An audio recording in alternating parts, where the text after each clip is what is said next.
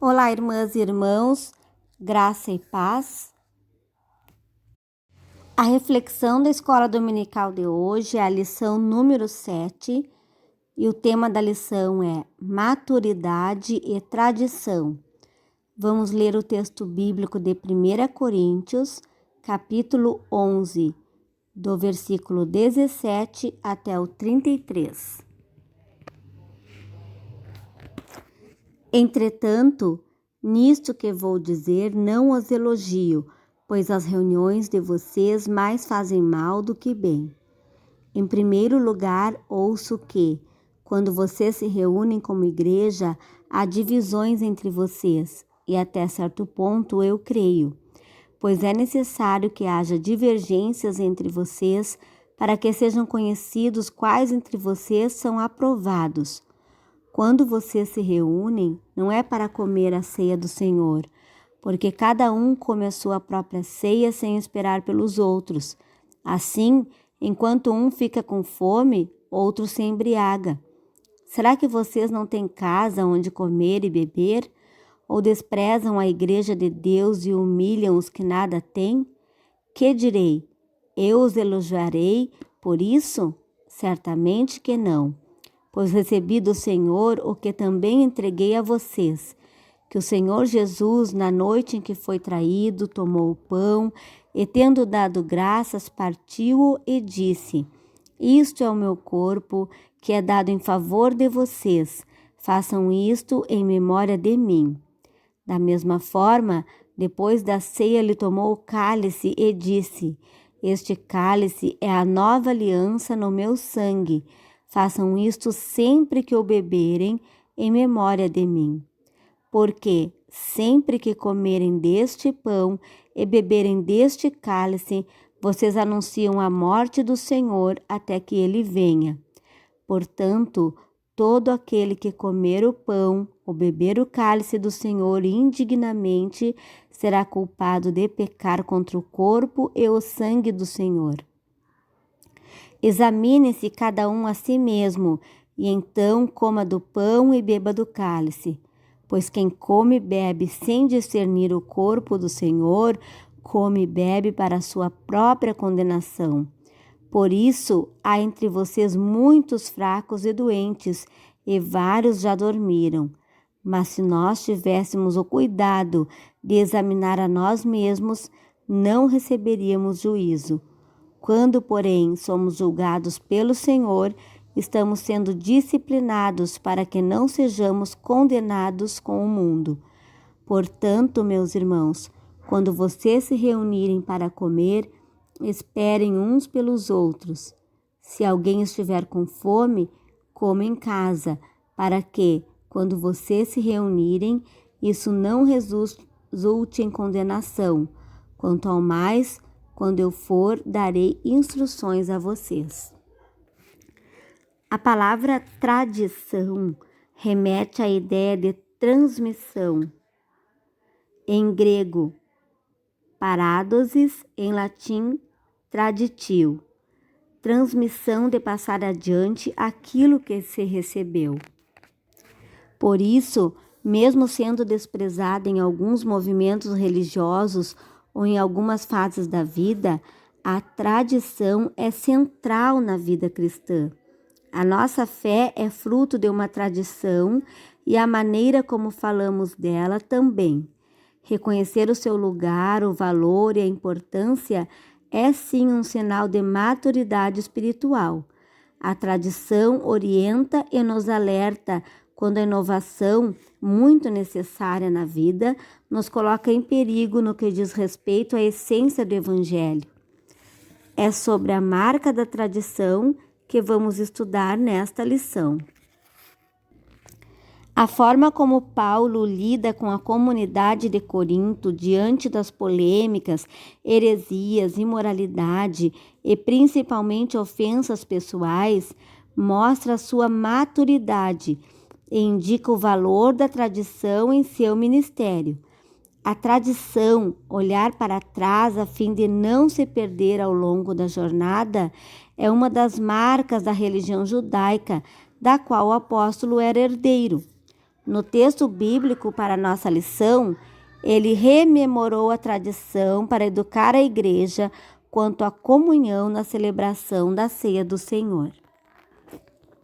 A pastora metodista Daniele Lucy Frederico nos ensina que a Santa Ceia era servida em uma casa de família onde coubesse toda a comunidade.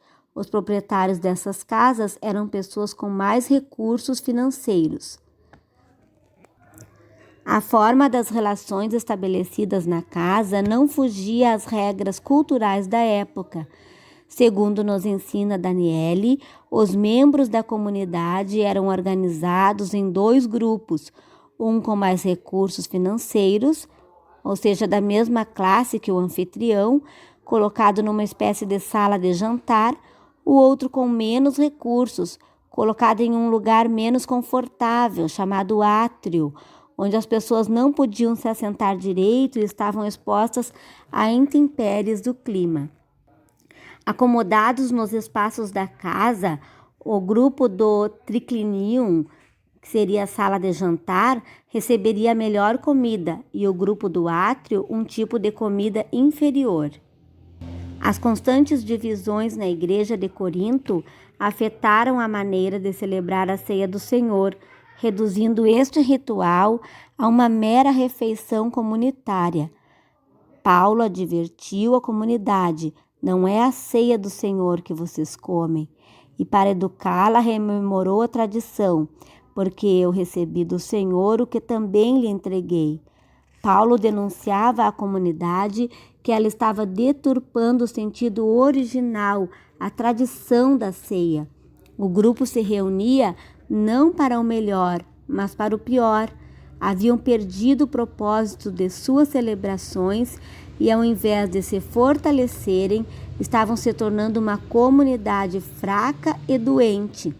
Paulo precisou relembrar a comunidade sobre a falta de sentido na celebração eucarística, que estava juntamente na contramão de seu sentido original.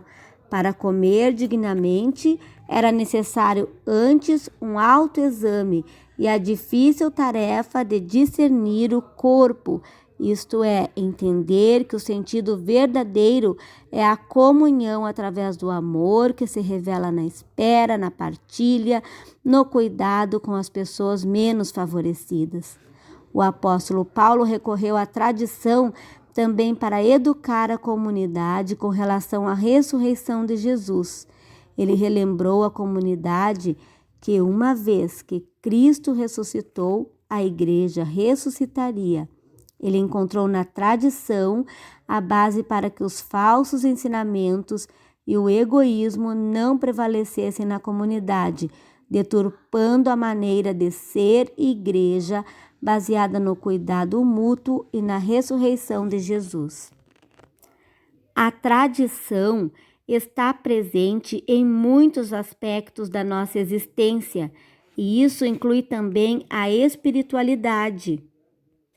A maneira como lemos o texto bíblico, como adoramos a Deus ou entendemos a fé, é parte da tradição, daquilo que recebemos de pessoas que viveram o Evangelho antes de nós. O fundamento da tradição cristã é a fé baseada na palavra. As tradições da igreja, especialmente as que dizem respeito a rituais e elementos litúrgicos, são formas de expressar a fé e ensinar princípios espirituais, passando-os de geração a geração. São uma forma de se partilhar e receber a fé. Quando respeitamos e seguimos as tradições fundamentais da igreja, estamos honrando a nossa história e, mais do que isso, estamos também aprendendo e vivenciando os fundamentos da nossa fé. Se, por um lado, é preciso reconhecer o valor e o lugar da tradição, por outro, precisamos entender que Deus nos faz pessoas distintas e criativas, e o Espírito Santo pode inspirar novas formas de vivenciar e proclamar as tradições fundamentais. Colocar um ritmo contemporâneo em uma canção antiga ou criar cânticos associando nossa experiência à tradição, adaptar a liturgia do culto para expressar nosso louvor e gratidão por motivos específicos, usar diferentes instrumentos e expressões artísticas no culto são alguns exemplos disso. Isso não fere a tradição e nem ofende ao Senhor. Ao contrário, expressa a diversidade do corpo e a multiforme graça divina. A tradição é um dos fundamentos da nossa fé. Ela não pode ser deixada de lado. É a segurança de que, mesmo com liberdade no culto e na vida, seguimos as verdades imutáveis do Evangelho. Um fenômeno social da atualidade é desprezar a tradição. Há quem defenda que temos que abandonar a maioria das coisas que existe para criar algo totalmente novo. A novidade é bem-vinda na igreja, pois reflete a criatividade de Deus, o vento fresco do Espírito Santo. No entanto, precisamos lembrar que acolher o que é novo não significa abandonar o que já está presente há mais tempo como fundamento da vivência cristã. Podemos, sim, aproveitar o melhor da tradição e experimentar a novidade gerada pelo Espírito Santo.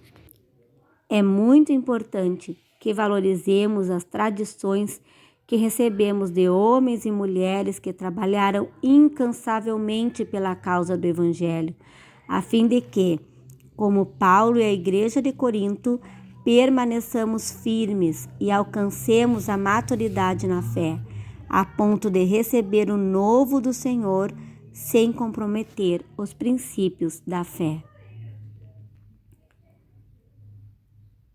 Um abraço, meu irmão e minha irmã, e até a próxima lição da Escola Dominical. Amém.